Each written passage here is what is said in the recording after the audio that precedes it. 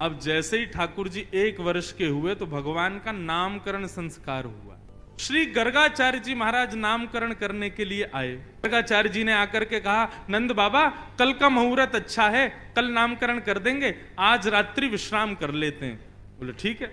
गर्गाचार्य जी बोले लेकिन एक दिक्कत है। यशोदा मैया बोली क्या? हम किसी के हाथ का बना भोजन नहीं करते, खुद बना के अपने ठाकुर जी को भोग लगा के तब पाते हैं। यशोदा मैया बोली अरे तो इसमें दिक्कत की क्या बात है, मैं आपको चूल्हा दे देती हूँ, आपको बर्तन दे देती हूँ, सारी सामग्री दे देती हूँ, आप बनाइए।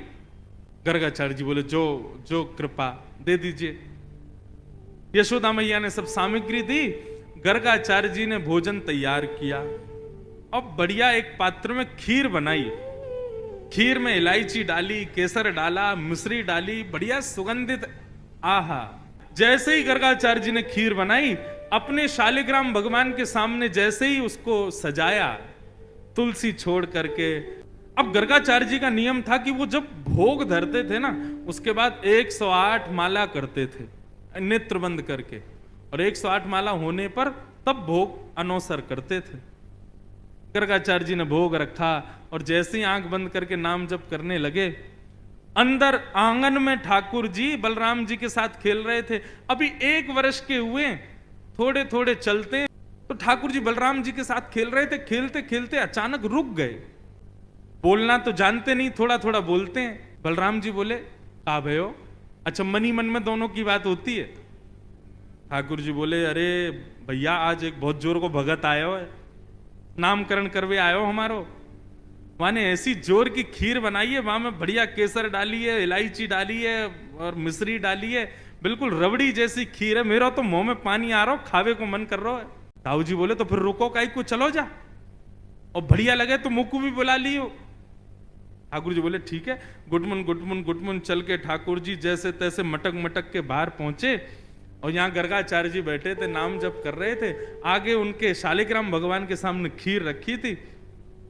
ठाकुर जी ने उठाई और गोद में रख करके और बढ़िया प्रेम से पान लगे, मुंह पे पूरे पे लगा लियो, नाक पे लग गई। छोटे छोटे हाथ हैं ठाकुर जी के, प्रेम से पा रहे हैं।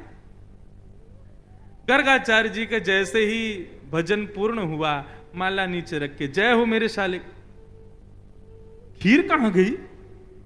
तभी देखा तो थोड़ी दूर पे ही महाराज हाथ पांव सब सने हैं, मुंह पे पूरी खीर गिरी है और नीचे फैली पड़ी है, और ठाकुर जी प्रेम भाव से खीर खा रहे हैं। और जैसे ही गर्गाचार्य जी ने देखा तो हंसने और लगे। 2 दतुइयां दिख रही हैं ठाकुर जी की, अभी 2 ही दांत आए हैं। अरे यशोदा देख, तेरे लाला ने कहा कियो, मेरे ठाकुर जी को भोग झूठो कर दियो सबरो। यशोदा मैया दौड़ी दौड़ी आई, बोले बाबा बाबा बाबा नाराज मत हो, छोटो बालक है, आप क्षमा कर दियो। बोले देख पूरी खीर खा गए।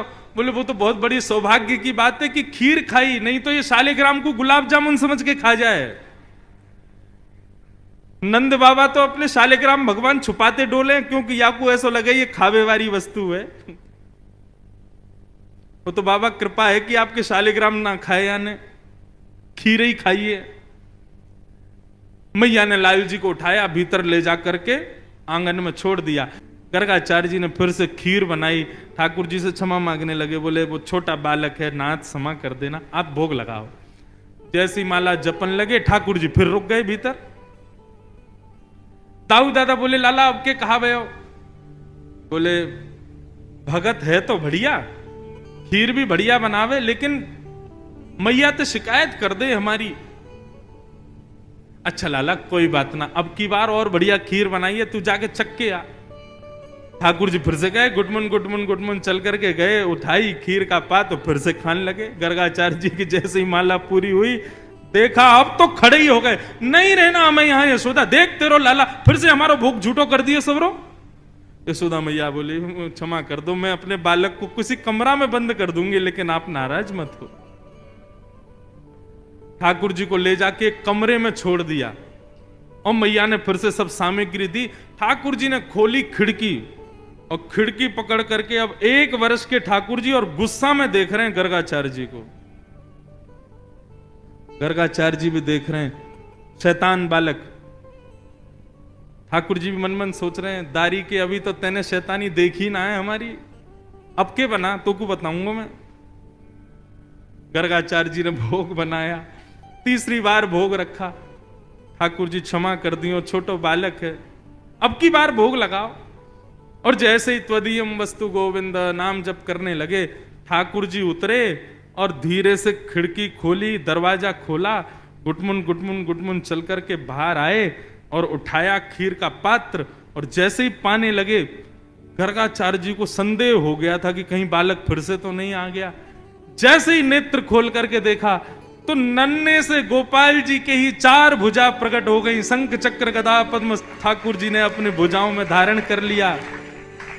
चतुर्भुज नारायण के रूप में, नन्हे से बालक के रूप में ही प्रकट हो गए।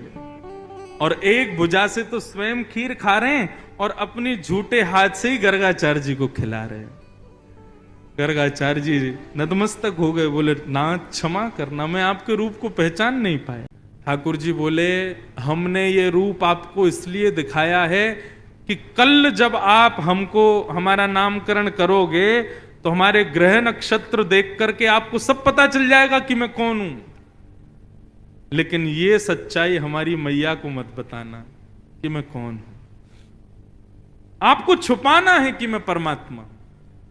मैया अभी मुझसे प्रेम करती है, मुझे दुलार करती है, मुझे बहुत स्नेह देती है। यदि वाकू पतो चल गई कि मैं भगवान हूं तो कहीं मंदिर में दियावेगी मोकू पुजारी जी, या की पूजा करे करो, भगवान है ये, मोकू मंदिर में ना जानो, मैं तो मैया के पास ही रहूंगा।